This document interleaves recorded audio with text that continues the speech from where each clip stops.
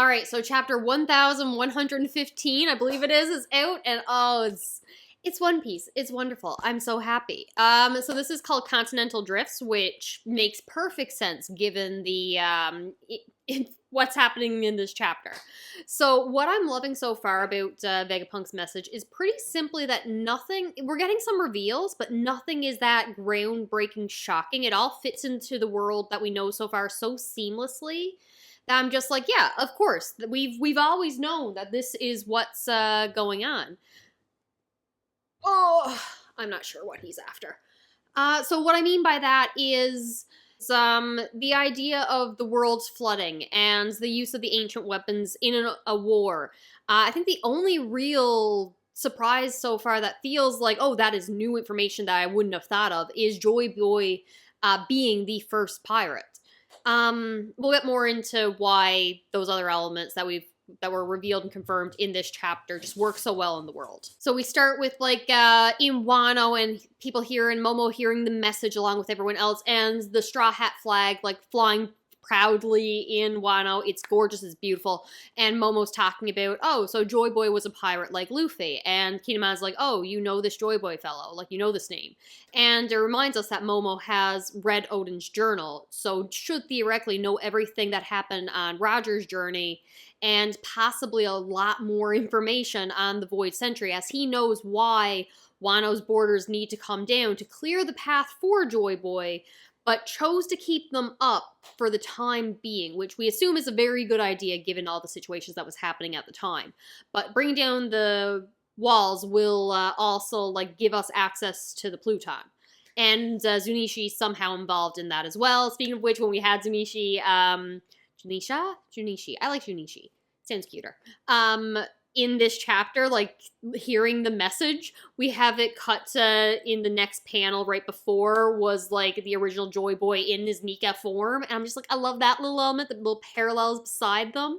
But back to Momo, like, he has information on the Void Century that Oda still hasn't told me, and I'm very excited for all of that. It made me think of Roger again, and, like, his final words being, you want my treasure, of course you can have it. I've left everything I've gathered in one place. Now you just have to find it. So it's just like, everything I've gathered might be all the information that he's gathered about the Void Century. It might be a poneglyph. For half a second I thought it might be the missing row poneglyph, but that doesn't make sense because you need that to get to Laugh Tale. So it just might be a regular poneglyph with the history to it. It could be literally anything. The One Piece could be like one piece of a continent that remains, or that sunk, or the Pangea where they all originate when they were one big continent. Who knows? Who knows? I love that we've seen the previous fake Luffy now impersonating Captain Kidd and his crew. That was just funny. We've seen the Foxy Pirates. I don't know if I want them to come back. Listen, I love Long Ring Long Lands more than most. Like, it is one of my favorite arcs, okay?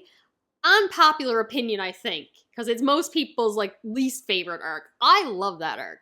I do not think I want Foxy back anytime soon, or ever, but he was there. I don't know if he's showing up again. We have cuts to Zoe and the ones from Brokeworks.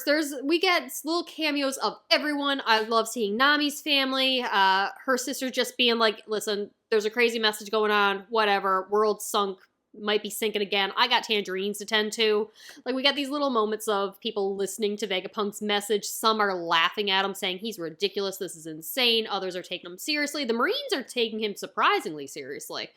And, of course, the Gorōsei are freaking out. Mars's reaction is probably my favorite. It's subtle. It's just him walking through a hallway.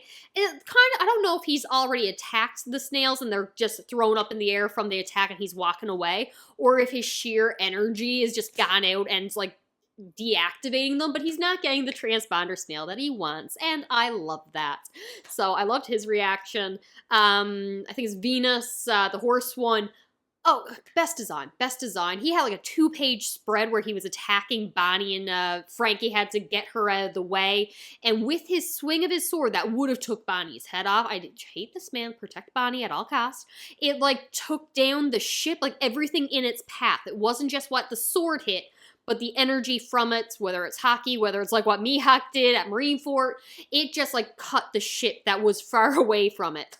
And same thing, like he's losing his cool as Vegapunk's message continues on, and just stares at like Punk Records area and is just like recklessly cutting through the area, chopped off the front of the building, CP whatever number agents, as well as the Seraphims all fall down. Reminds me, Stussy's having like a midlife crisis, saying, I'm so happy that Edison did something to get the Straw Hats to safety. I don't know how it would go on. Vegapunk would be so upset if I let these people die. I want them to escape, but now I don't know what my purpose is with Vegapunk being dead, doesn't know what to do. I haven't given up on my theory that Stussy has been crossed with one of the transponder snails and she is the receiver putting it out. It's stupid, but for some reason that popped into my head and I haven't gotten rid of it yet. Besides the point, obviously what's going to happen with Stussy is she is going to lead the Seraphims as a clone and her own pirate ship full of other clones and Vegapunk creations, and they're just going to go become their own pirate crew. Obviously, she will be the captain. I just need it to happen. So Vegapunk is telling the story about how the ancient kingdom, or the Joy Boy left a technological advanced civilization. I'm assuming we're going to get parallels to the similar situation that Luffy, Sabo, and Ace were growing up under, where you had the rich noble group and a group treated like garbage and them saying, well, I don't want to be a part of this, so I'm leaving before I'm an adult. I feel like Joy Boy had a similar experience and left for that reason. And how the 20 Kingdoms became an alliance to take down Joy Boy and the force that he has amassed, so I guess his crew. I've been saying since pretty much the beginning, I'm assuming that the Will of D was an original crew, so Joy Boy being the captain of this original crew, I'm assuming their saying was the Bringers of the Dawn, Will of the Dawn, Will of D, something like that. I didn't think of the Dawn part till very much later, but original crew was always my assumption. And then I also have a note that Vegapunk was talking about how during this conflict between Joy Boy's group and the 20 Kingdoms that became the world government, he didn't want to assign a moral value to them because he doesn't have the full context. So he can't say like who was right, who was wrong, were they both right or wrong in this situation, in this conflict. And that just gives me the tiniest shred of hope that what actually happened was Joy Boy was the enemy, that he was the bad one, got corrupted maybe by Nika's devil fruit and realized he was being corrupted, and that's why like he broke his promise to the fishmen or something like that. He had to take himself out, he had to allow himself to lose, couldn't continue the journey because he knew he was corrupted and couldn't continue on his path and had to trust somebody else to take it up later. And the world government were the quote-unquote good guys trying to stop whatever was happening there, but then became corrupted over time. Because I just like a good corruption story, okay? That's kind of one of my favorite things. But another part of me is just like, nah, Supernatural fan, peace versus freedom. So Vegapunk is talking about colliding ideologies, different ideologies. So if one being the world government's organization group, 20 Kingdoms, is like, we can give you peace, absolute peace. You will never go hungry. You will be safe. There will be no conflict. All you have to do is surrender to us, surrender to our rule. Let us take care of everything, and you will have a peaceful life. But that means no freedom. Joy Boy's side's like, no, it's more important for adventure, to make your own mistakes, to live your life. And sometimes that can be hard, that can be messy, but it's your life to live. And like, so peace versus freedom is always one of my favorite ideology clashing. Again, Supernatural fan. I love it. There's just so many things that could have happened in the past, yet everything we have learned fits so well into what we already know. So Vegapunk talks about how the water levels have risen 200 meters in that Void Century area. And people are like, are you insane? That's ridiculous. But Vegapunk is talking about how it had to be a man-made event. That the technological advanced kingdom had these weapons, so the ancient weapons, that was enough to most likely damage the ocean and cause this giant flood that would have happened, that would have killed God knows how many people. And obviously, from everything we know about Lucia and Enies Lobby existing, that hole there, we know the water levels rose with the last Mother Flame attack, we're assuming the Uranus, and that the hole there in Enies Lobby indicates that it had been used in the past. So clearly that would have led to the water levels rising as well. And I've always thought that the Water 7, Longlands, La Laguna, that's intense storm kind of indicates that there's something going on with the weather, with the winds, with the currents, with the ocean that is just at a balance. And it's slowly flooding Water 7. We see Impel Down also, different levels are under the water. So it just makes sense that, of course, there was a flood. Of course, the water levels has risen. The ancient weapons had damaged the ocean, damaged the currents, impacted the tides. Something has been disrupted, and that has led to the ocean responding in a way that had a giant flood and everything drowned. It also works out because I have been questioning, why is it like 100 years that are missing? Like, how do you erase 100 years? You can like erase an event, but like people's diaries, you have the dwarves from Dressrosa, and it's just like, yeah, our histories are just gone. Like, you can't, why would you try to target their history? You can get rid of the war stuff, but like someone's diary, or this store existed, or this baseball game was going on at the time. Like, newspaper articles should still be able to be found, unless, of course, everything had flooded and you had lost all records of it during this time. The easiest way to do that is with a flood. It just fits into this world.